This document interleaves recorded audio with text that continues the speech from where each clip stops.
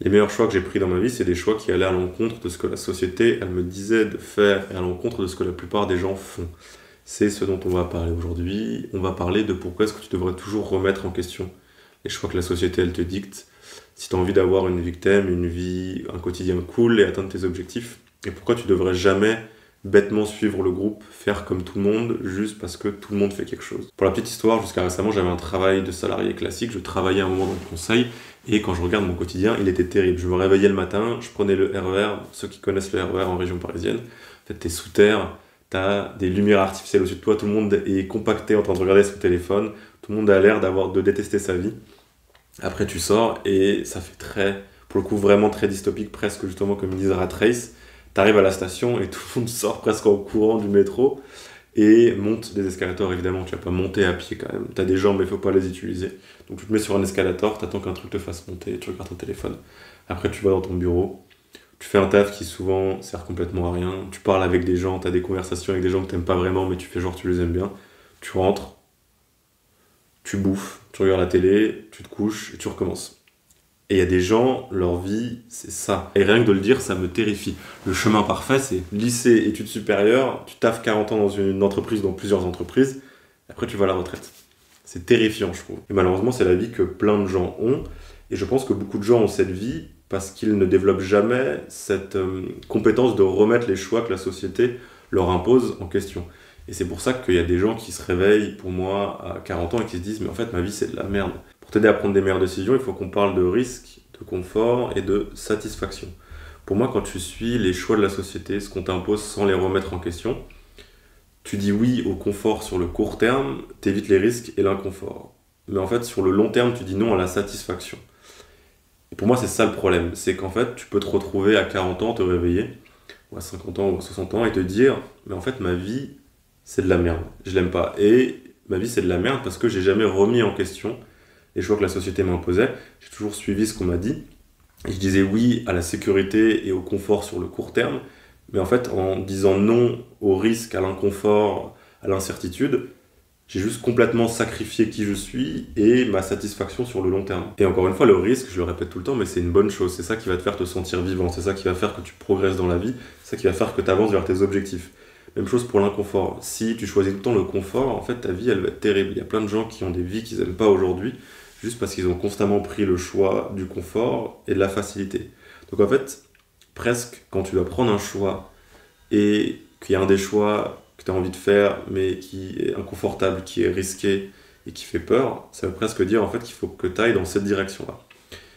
Et malheureusement, je trouve que très souvent, les gens prennent les choix qui sont confortables et qui sont déjà un peu tout écrit pour eux, qui sont les choix de la société, juste parce qu'ils veulent éviter justement ce risque, ils veulent éviter cette peur, ils veulent éviter cet inconfort. Et le problème de toujours suivre les choix de la société sans les remettre en question, c'est que plus tu les suis, plus tu les acceptes, moins tu les remets en question, plus tu rentres un peu dans cet engrenage et plus c'est dur d'en sortir. C'est pour ça que tu peux justement, comme je te disais tout à l'heure, te réveiller à, je sais pas, X années, faire une crise de la quarantaine, de la cinquantaine et te dire en fait la vie que j'ai aujourd'hui, c'est de la merde.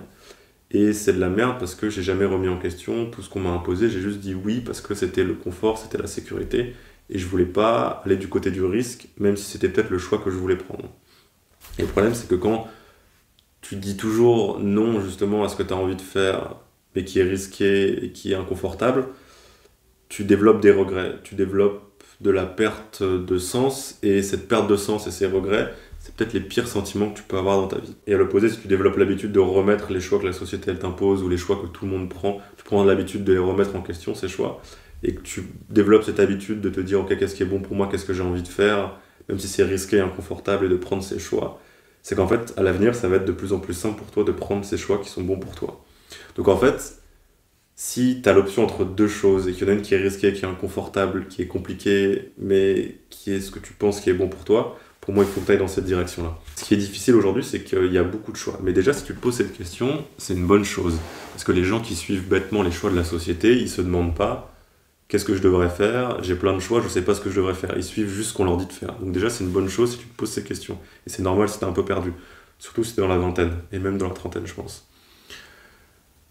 Une bonne façon de penser qui peut aider à ce niveau, très souvent, tu sais, je te dis, d'essayer d'agir avec le minimum d'informations possible.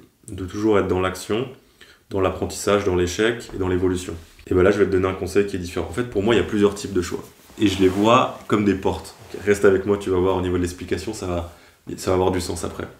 Il y a des choix qui ont beaucoup de conséquences et qui ont beaucoup d'impact et qui sont très durs à changer. Et ces choix, je les vois comme les portes que tu pousses, que tu ouvres et que tu ne peux pas rouvrir une fois que justement tu es rentré dans cette pièce.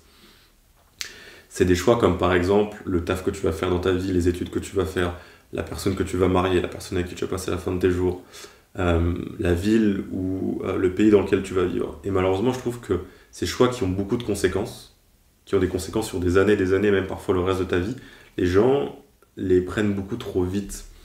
En quelques semaines, en quelques mois, ils choisissent la personne qu'ils veulent marier, ou la ville dans laquelle ils veulent vivre, ou le taf qu'ils veulent faire. Alors que justement, c'est des choix qui vont avoir tellement d'impact qu'il faut prendre le temps de vraiment y réfléchir pour prendre la bonne décision. Donc pour ces choix-là, que je vois comme les choix justement, ces portes que tu peux ouvrir que d'un côté, il faut prendre le temps de réfléchir parce qu'ils auront beaucoup plus d'impact, beaucoup plus de conséquences, ils vont être beaucoup plus durs à nullifier et à changer. Par contre, pour les autres choix, qui je vois plus comme des portes un peu classiques, tu l'ouvres, tu rentres, tu peux la rouvrir de l'autre côté et ressortir, faut que tu avances le plus vite possible. Faut pas que tu te poses trop de questions, que tu agisses, que tu apprennes et que soit tu continues dans la même direction, soit tu rouvres la porte et t'en ouvres une autre. Et ça, c'est pour des choix vraiment qui peuvent être très classiques. Tu sais pas si tu dois faire du foot ou du basket, tu testes le foot, peut-être que t'aimes pas, bah hop, tu fais du basket. Ou peut-être que t'aimes le foot, tu continues le foot.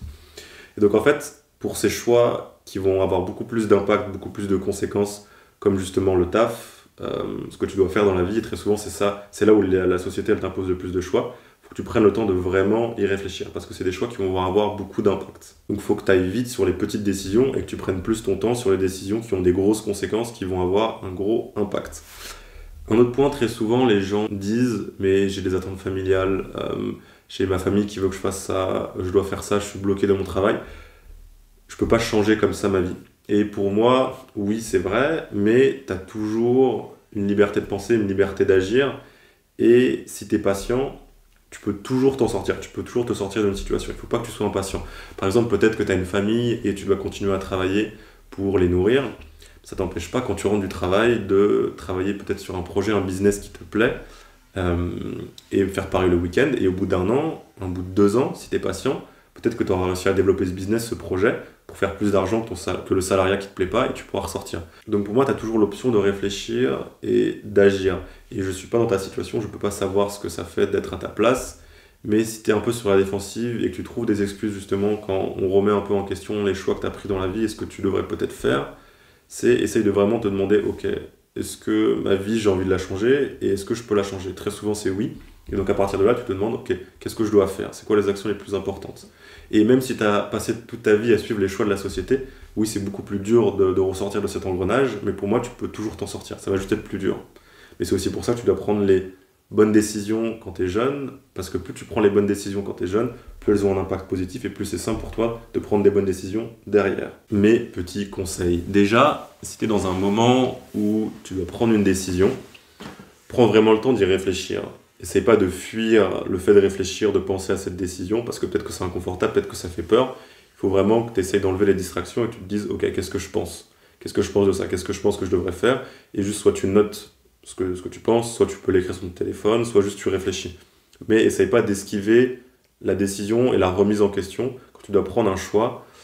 Parce que justement, si tu l'évites, c'est là où tu vas souvent prendre le mauvais choix, le choix par défaut, et c'est là où tu vas avoir des regrets très souvent. Pour des techniques un peu plus pratiques, une qui est assez bête mais qui marche très bien, tu fais juste une liste des bénéfices et des inconvénients pour chacune des décisions que tu veux prendre. Ça va juste t'aider à mettre tes idées sur papier, et après ça va être beaucoup plus simple de juste regarder factuellement, ok, là il y a beaucoup plus de bénéfices que d'inconvénients, c'est là que je devrais aller. Une autre technique qui peut paraître très bête, qui est très simple, mais qui est vraiment utile, si tu hésites entre 2 décisions. Tu vas prendre une pièce de monnaie, tu vas dire, ok, si ça tombe sur face, je prends cette décision, si ça tombe sur pile, je prends l'autre décision. Tu vas la lancer, tu vas regarder le résultat, et tu vas juste voir qu'est-ce que tu ressens par rapport au résultat. Ça peut paraître très con, mais très souvent, tu vas voir, si tu tombes sur un résultat plus qu'un autre, tu vas dire soit, oh merde, je voulais pas que ça tombe là-dessus, soit, oh yes, c'est la bonne décision. Et bien en fait, juste bêtement, si tu tombes sur la décision où tu te dis, cool, c'est la décision que je voulais, tu vas dans cette décision, dans cette direction-là. Et si tu tombes sur une décision où tu auras juste un petit flash, une petite émotion qui va te dire « Ah merde, je veux pas trop que ce soit ça, et ben en fait, tu sais très bien que tu devrais aller dans cette direction. Très souvent, c'est juste ton intuition ou ton cerveau, ou je sais pas trop ce que c'est, qui te dit juste, en fait, il faut que tu ailles vers là. Et c'est là, en général, où c'est les décisions qui sont risquées, les décisions qui sont compliquées. Et j'ai même utilisé cette technique pour savoir si je devais rester dans une entreprise encore plusieurs mois ou la quitter. J'ai lancé une pièce, je suis tombé sur le résultat de rester dans l'entreprise, et j'ai eu ce petit flash d'émotion, cet instinct, ce truc qui me disait, merde, peut-être que tu as mal lancé la pièce, peut-être que tu devrais la relancer. Et bah tout de suite, en fait, je sais que je devrais aller dans l'autre direction. Et en fait, c'est juste moi qui me cherche des excuses parce que c'est peut-être une décision qui est plus risquée, qui fait plus peur, mais c'est ça que je devrais faire. Et en général, juste développe l'habitude de réfléchir, de te poser des questions, de te demander, ok, qu'est-ce que moi je devrais faire? De lire aussi, c'est très important, et d'écrire, les gens ne le font pas assez. Et tu vas voir, tu vas développer un peu ce muscle de juste suivre ce que toi tu devrais faire. Et pas juste de suivre bêtement ce que la société te dit et juste suivre le groupe et de te retrouver avec une vie qui te plaît pas parce que t'as jamais remis en question les choix qu'on t'imposait. Donc voilà, prends l'habitude de remettre en question les choix classiques, les choix de la société, les choix qui te plaisent pas forcément et de suivre toi ce que tu as envie de faire. Si tu regardes cette vidéo, j'imagine que tu veux pas d'une vie moyenne, tu veux pas d'une vie classique et donc je te laisserai avec une phrase qui est vachement importante pour moi qui est si tu veux une vie différente, il faut que tu prennes des choix différents. À plus, gars.